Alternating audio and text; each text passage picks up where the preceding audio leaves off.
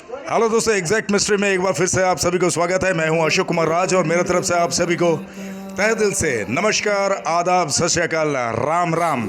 अभी मेरे साथ में एक देवी जी यहाँ पे खड़े हैं और हम देवी जी से पूछेंगे साईं बाबा के बारे में कुछ सवाल। वही पहले जैसा मेरा तो 2-3 सवाल खास है, ये आप सबको पता है क्योंकि मेरे चैनल का ही नाम है एग्जैक्ट मिस्ट्री।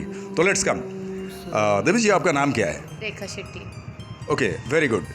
तो अब जो है मेरे बातों का सिलसिला शुरू होने वाला है कि मैं यही पूछूंगा उनसे कि साईं बाबा को वो किस तरह से मानते हैं। आप साईं बाबा को किस तरह से मानते हैं और कितना दिनों से मानते हैं?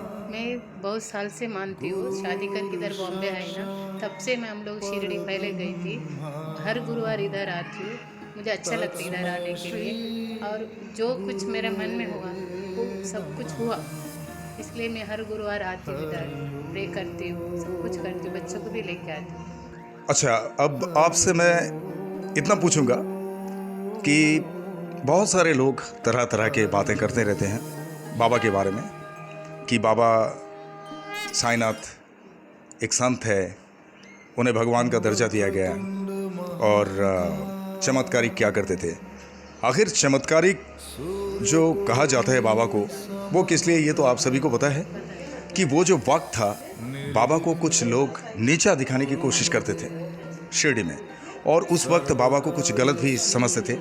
तो कभी भी इस तरह की स्थिति अगर किसी के लिए भी आ जाए तो अपना बचाव तो हर कोई करेंगे और अपना वजूद तो दिखाएंगे।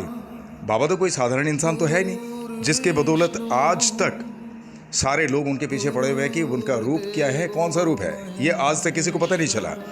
और इस वजह से मेरा जो चैनल है पर्टिकुलरली एग्जैक्ट मिस्ट्री, आप लोगों को पहले भी बताया मैंने, तो exact mystery in the sense सटीक रहस्य। तो सटीक रहस्य मेरा काम है कि मैं कुछ तह तक जाना चाहता हूँ कि बाबा किस तरह से हर भक्तों पे अपनी कृपा करते हैं और भक्तों का रिएक्शन उसमें क्या रहता है, भक्तों का मन में बाबा के लिए क्या भावना है। तो अभी मैं आपसे इतना पूछूंगा कि आप बाबा को किस रूप में मानते हैं? अदर भगवान, संत, एक फकीर या एक कोई भी मनुष्य, मतलब भेषी जो है वो कोई ऐसे चमत्कारिक बाबा, क्या मानते हैं आप? हम लोग को पहले ना, हम लोग को फेथ होना चाहिए भगवान के ऊपर। अगर फेथ रहेगा तो सब कुछ होएगा।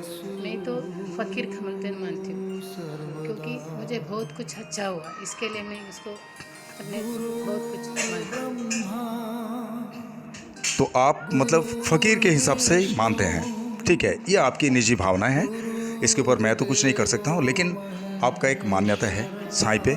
ऐसा नहीं कि आप साईं बाबा को इग्नोर कर देते हैं, साईं बाबा को आप अमान्य कर देते हैं, ऐसा भी नहीं है। साईं बाबा को मानते हैं, ये सबसे बड़ी बात है। आप कोई भी अपशब्द बोल नहीं सकते हैं, लेकिन कुछ लोग जो है अपशब्द भी बोल देते हैं बाबा के बारे में।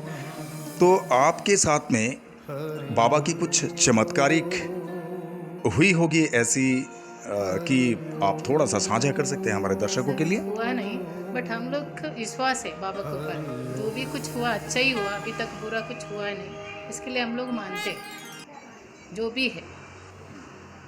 अच्छा, आप बाबा को कितना दिन से मानते हैं? बाबा की भक्ति में कितने दिन से हैं अभी आप? मतलब 5-6 साल से मानते हैं। 5-6 साल से।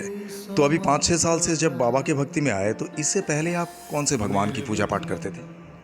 हम लोग तिरुपति बालाजी को भी मानते हैं।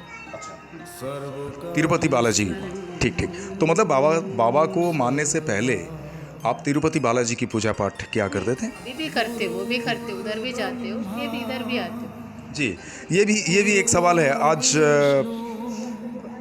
जो है सुबह का शायद कंटेंट में आप लोगों को बताया होगा मैं कि हम सनातनी हैं, आज भी सनातनी हैं, बाबा को मानते हैं। इसका मतलब ये नहीं कि हमारा कोई धर्म परिवर्तन हो गया है, ऐसा तो कुछ नहीं। साईं को हम मानते हैं, चाहे कोई संत के रूप में मानते हैं, जैसे आप फकीर के रूप में मानते हैं, कोई भगवान के रूप में मानते हैं, है तो वही साईं, ठीक है, जिन्होंने हमें ये सिखाया कि सबका मालिक एक। अच्छा, अब बात यह है कि हम सनातनी होने के नाते क्या है कि हमारे मन में हमेशा के लिए वही राम जी है, वही हनुमान जी है, वही श्री गणेश है, वही कार्तिकेय है और वही शिवा है। तो इस तरह से जब हमारी भावनाओं में कोई बिगड़ाहट नहीं आ रही है, तो कुछ ऐसे लोगों को कहने में कोई शर्मिंदा भी नहीं होती है अपशब्द, तो ये हम लोगों को अच्छा नहीं लगता है।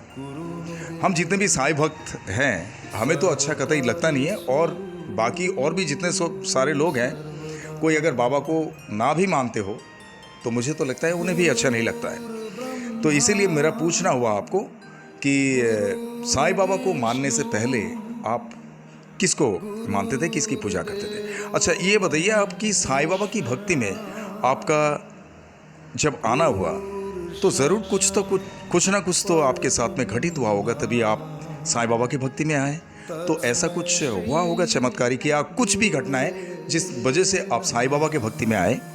ऐसा कुछ हुआ नहीं, बट हम लोग शिरडी गए, साईं बाबा मंदिर गए थे ना, उसका आने का बाद मुझे उधर जाने का ऐसा कुछ इच्छा हुआ, इसलिए आता है। ऐसा कुछ चमत्कार अभी तक हुआ नहीं, बट जो भी हुआ अच्छा हुआ। ओके, मतलब शिरडी में दर्शन में गए थे बाबा के, तो वहाँ पे मुझे इधर आने का, अच्छा मुर्दा गाँव है, उधर भी हम लोग जाते थे, उधर वेस्ट में इधर भी जाते थे, हम लोग भी इधर भी आते। Good good good. तो मतलब वहीं पे से आपके दिल में एक भक्ति जागृत हुआ बाबा के प्रति, तब से आप मान रहे हैं। बहुत अच्छा लगा मुझे, आपने आपका कीमती वक्त देके जिस तरह से आपने बाबा के बारे में मुझे व्यक्त किया, आपके मन की बात, और आपका कीमती वक्त देने के लिए मेरे तरफ से, वो मेरे एग्जैक्ट मिस्ट्री चैनल की तरफ से बहुत बहुत धन्यवाद आपको। और बाबा के भक्ति में जिस तरह से आप हैं, इसी तरह से बाबा हमेशा आपके ऊपर कृपा बरसाते रहें, आपके साथ आपके पूरे परिवार का, ये हमारी शुभकामनाएं। चलिए, ओम साई राम। तो दोस्तों, आप लोगों ने सुने कि किस तरह से ये देवी जी कहा कि उनकी भक्ति जो है वो एक फ़कीर के रूप में भले ही मानते हैं, लेकिन मान्यता उनके दिल में है साईं बाबा के लिए। तो मैं जानता हूँ कि साईं भक्त हमेशा साईं को मानते हैं, चाहे वो किसी भी रूप में माने, और ये मान्यता जो है ये हर एक के दिल में होनी चाहिए। और आप लोग भी मेरे साथ साथ जिस तरह से आप मुझे देख रहे हो, बाबा के प्रति भी इसी तरह से भक्ति रखिए, और बाबा आप सब पे कृपा बरसाते रहेंगे। ये मेरे तरफ से आप सभी को शुभकामनाएं। और इसी के साथ आज के लिए बस इतना ही। आप सभी को मेरे तहे दिल से ओम साई राम।